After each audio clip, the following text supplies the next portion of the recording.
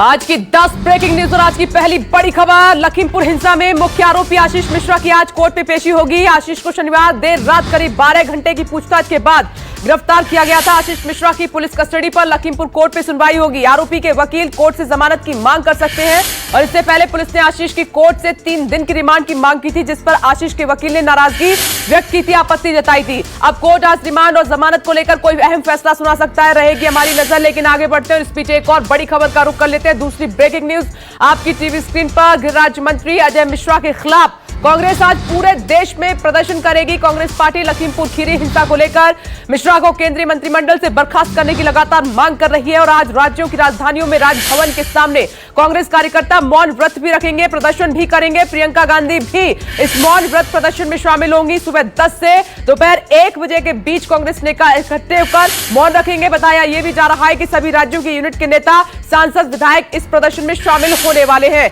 रहेगी इस पर भी नजर। लेकिन आगे बढ़ते और आज की तीसरी ब्रेकिंग न्यूज का रुख कर लेते हैं जल्दी से।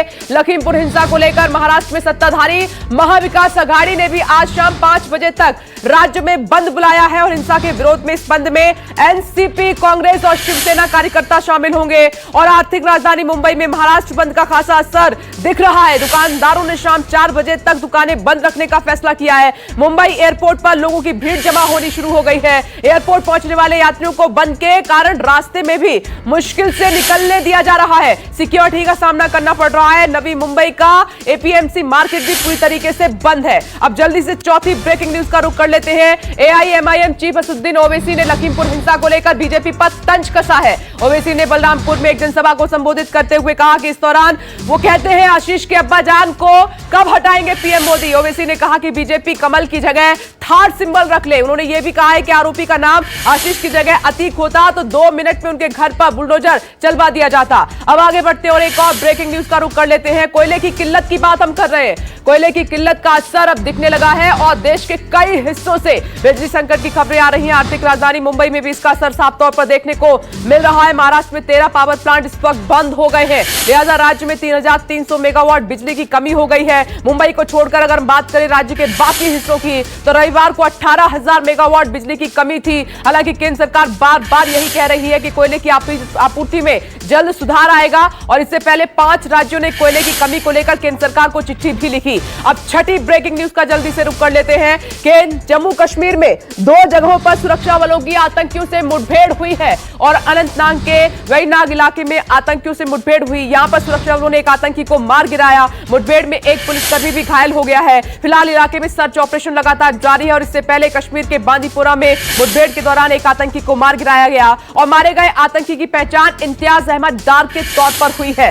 प्रतिबंधित संगठन लश्कर तैयबा से जुड़ा था। पुलिस का यह भी कहना है कि सर्च ऑपरेशन अब भी जारी है, लगातार हम उनको ढूंढ रहे हैं। अब जल्दी से आगे बढ़ते हैं और आज की एक और ब्रेकिंग न्यूज का रुख कर लेते हैं। प्रधानमंत्री Narendra Modi Indian space association का उद्घाटन करेंगे। पीएम मोदी सुबह 11 बजे वर्चुअली कार्यक्रम में होंगे शामिल और इस मौके पर पीएम अंतरिक्ष उद्योग के प्रतिनिधियों के साथ संवाद भी करेंगे। यह एसोसिएशन अंतरिक्ष और उपग्रह से जुड़ी कंपनियों का प्रमुख औद्योगिक संगठन है जो भारतीय अंतरिक्ष उद्योग का प्रतिनिधित्व करता है और यह नीतिगत रूप से समर्थन देगा और सरकार तथा इनकी एजेंसियों सहित भारतीय अंतरिक्ष क्षेत्र में सभी हितधारकों के साथ जुड़ेगा। अब एक और खबर का रुख कर लेते हैं। मनीष गुप्ता मर्डर केस में 2 मुख्य आरोपियों को गिरफ्तार किया गया है। बड़ी खबर, 8वीं ब्रेकिंग न्यूज।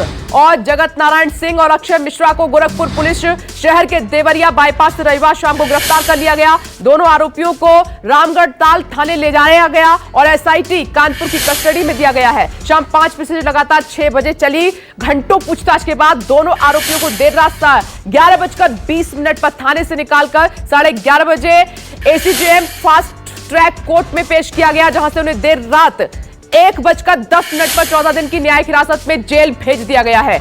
अब 9वीं ब्रेकिंग न्यूज का रुख कर लेते हैं। देश में लगातार 7वें दिन आज फिर बड़े पेट्रोल डीजल के दाम में बढ़ोतरी हुई है। पेट्रोल आज 30 पैसे प्रति लीटर महंगा हो गया, डीजल 35 पैसे प्रति लीटर महंगा हो गया।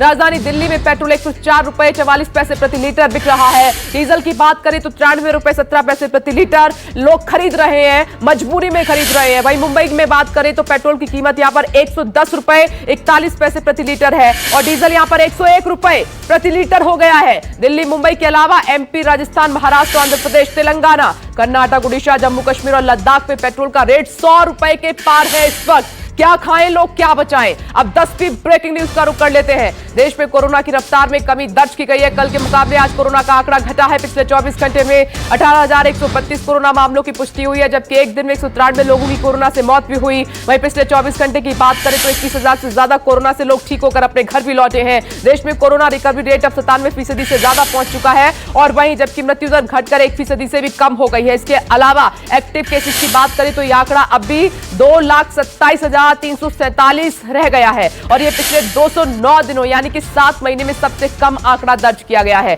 तो यह है आज की 10 बजे की 10वीं ब्रेकिंग न्यूज।